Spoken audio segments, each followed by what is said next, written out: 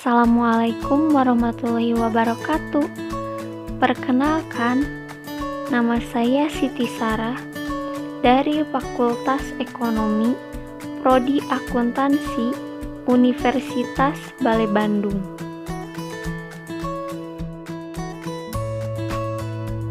Di sini saya akan membahas materi perkuliahan auditing.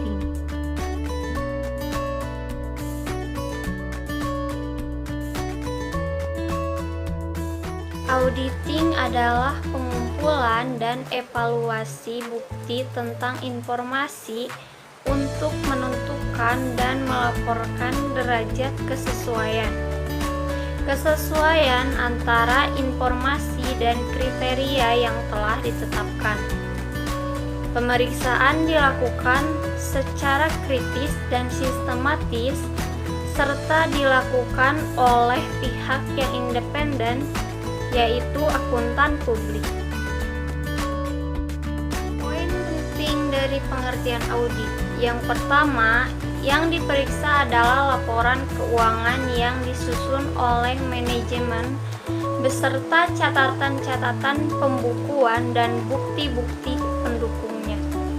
Yang kedua, pemeriksaan dilakukan secara kritis dan sistematis. Yang ketiga, pemeriksaan dilakukan oleh pihak yang independen, yaitu akuntan publik. Yang keempat, tujuan pemeriksaan akuntan adalah untuk dapat memberikan pendapat mengenai kewajaran laporan keuangan yang diperiksa. Di audit juga ada yang pertama, jasa asuransi. Merupakan jasa profesional independen yang meningkatkan kualitas informasi bagi para pengambil keputusan, terutama tentang informasi laporan keuangan historis hingga informasi yang berpandangan ke depan serta informasi lain. Yang kedua, jasa atestasi adalah jasa yang diberikan oleh profesi akuntan publik, di mana profesi akuntan publik akan mengeluarkan laporan tertulis yang menyatakan kesimpulan atas keandalan asersi tertulis yang dibuat dan ditanggung jawab pihak lain. Yang ketiga, asersi adalah suatu pernyataan yang dibuat oleh satu pihak yang secara implisit dimaksudkan untuk digunakan oleh pihak lain. Laporan keuangan atau LK historis adalah asersi manajemen.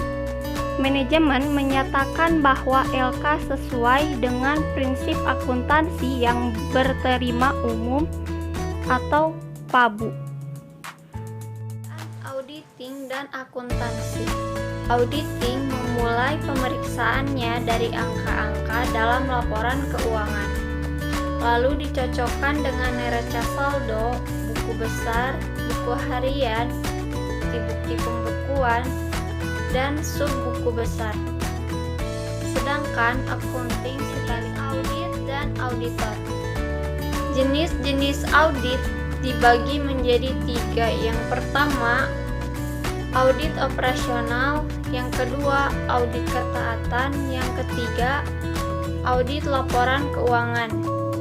Jenis-jenis auditor, yang pertama kantor akuntan publik, yang kedua auditor internal pemerintahan, yang ketiga auditor badan pemeriksaan keuangan, yang keempat auditor pajak, dan yang kelima auditor internal. Kantor akuntan publik terdiri dari jasa akuntansi dan pembukuan untuk menyusun laporan keuangan, jasa perpajakan untuk menyiapkan SPT pajak perusahaan dan perorangan, jasa konsultasi manajemen untuk mengoperasikan bisnis secara lebih efisien, perencanaan keuangan, penilaian usaha, akuntansi forensik, dan audit internal. Struktur kantor akuntan publik dipengaruhi oleh 3 faktor, Yang pertama, kebutuhan akan independensi dari klien. Yang kedua, pentingnya struktur untuk memicu kompetensi. Yang ketiga, meningkatkan risiko tuntutan hukum yang dihadapi auditor. Menurut PMK 17 tahun 2008, struktur organisasi KAP adalah perusahaan, perorangan, dan persekutuan. Selanjutnya, di audit juga khususnya di profesi CPA ada yang pertama, Public Company Accounting Oversight Board. Yang kedua, Institut Akuntan Publik Indonesia atau IAPI. Yang ketiga, Badan Pengawas Pasar Modal dan Lembaga Keuangan atau BAPEPA. Standar audit yang berlaku umum dibagi menjadi 3, yaitu yang pertama standar umum, yaitu kualitas pribadi yang harus dimiliki auditor.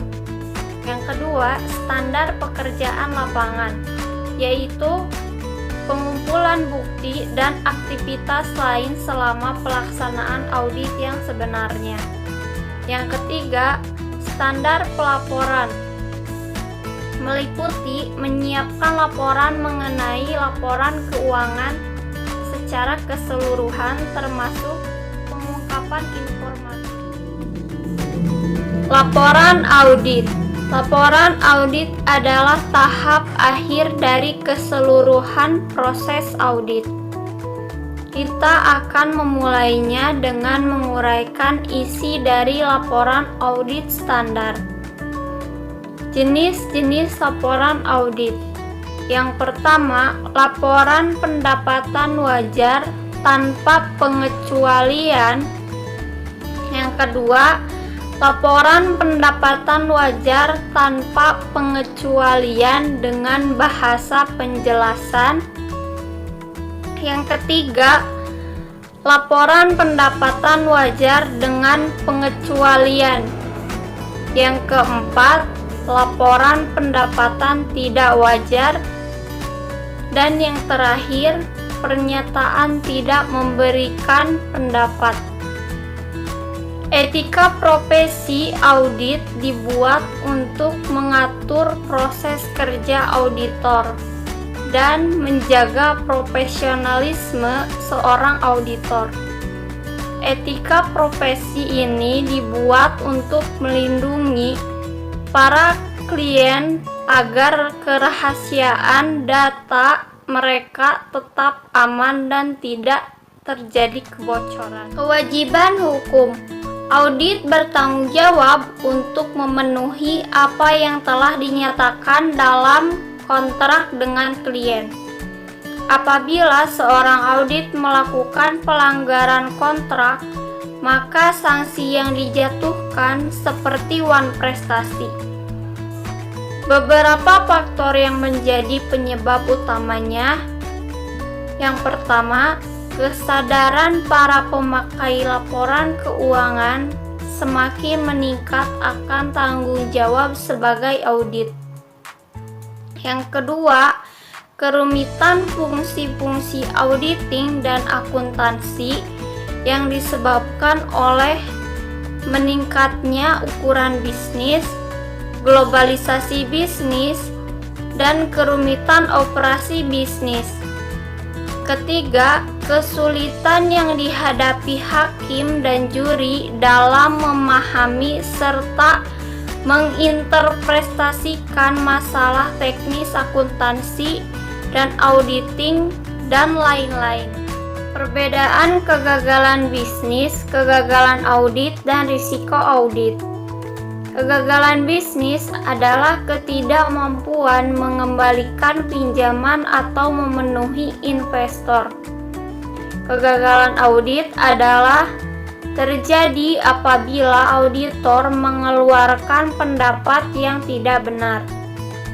Sedangkan risiko audit adalah auditor menyimpulkan hasil dari laporan keuangan yang dinyatakan wajar, sedangkan kenyataannya salah.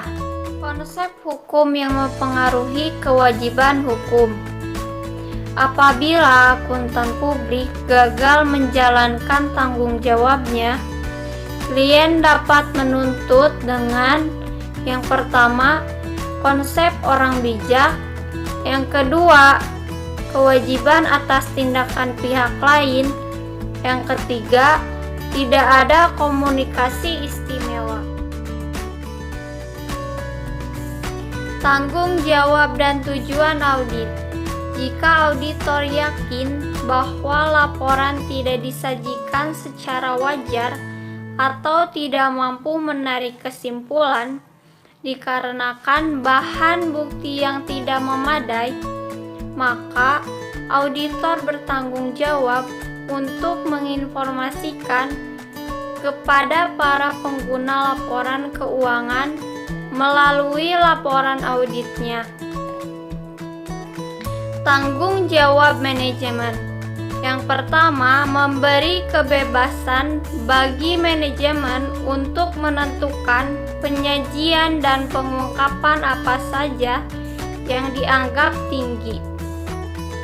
Yang kedua, jika laporan keuangan tidak dapat diterima auditor, maka auditor dapat menerbitkan opini tidak wajar atau opini wajar dengan pengecualian atau menarik diri dari kontrak kerja. Tanggung jawab auditor. Auditor bertanggung jawab untuk merencanakan dan melaksanakan audit guna memperoleh keyakinan memadai bahwa laporan keuangan terbebas dari salah saji material. Salah saji material versus tidak material. Yang pertama, keyakinan memadai. Yang kedua, kesalahan versus kecurangan. Yang ketiga, skeptisme profesional. Auditor bertanggung jawab juga dalam mendeteksi salah saji material dan bertanggung jawab juga untuk membongkar tindakan ilegal, serta jika auditor mengetahui adanya tindakan ilegal, auditor bisa mengambil keputusan seperti menarik diri dari kontrak kerja. Pengertian bukti audit. Setiap informasi yang digunakan oleh auditor untuk menentukan apakah informasi yang diaudit telah dinyatakan sesuai dengan kriteria yang ditetapkan. Keputusan bukti audit. Yang pertama, prosedur audit yang akan digunakan. Yang kedua, berapa ukuran sampel yang akan dipilih untuk prosedur tersebut. Yang ketiga, item mana yang akan dipilih dari populasi. Yang keempat, kapan melaksanakan prosedur tersebut. Ketepatan bukti yaitu ukuran mutu bukti yang berarti relevansi dan reliabilitasnya memenuhi tujuan audit untuk kelas transaksi, saldo akun, dan pengungkapan yang berkaitan. Relevansi bukti yaitu bukti audit harus berkaitan atau relevan dengan tujuan audit yang akan diuji oleh auditor sebelum bukti tersebut dianggap tepat. Reliabilitas bukti yaitu bukti harus dapat dipercaya atau layak dipercaya. Karakteristik bukti yang dapat diandalkan. Yang pertama, independensi penyedia bukti. Yang kedua, efektivitas pengendalian internal klien. Yang ketiga, pengetahuan langsung auditor. Yang keempat, kualifikasi individu yang menyediakan informasi. Yang kelima, tingkat objektivitas. Yang keenam, ketepatan waktu. Yaitu kecukupan bukti diukur oleh ukuran sampel yang dipilih auditor dan item yang diuji. Jenis-jenis bukti audit. Yang pertama, pemeriksaan fisik. Yang kedua, konfirmasi. Yang ketiga, dokumentasi.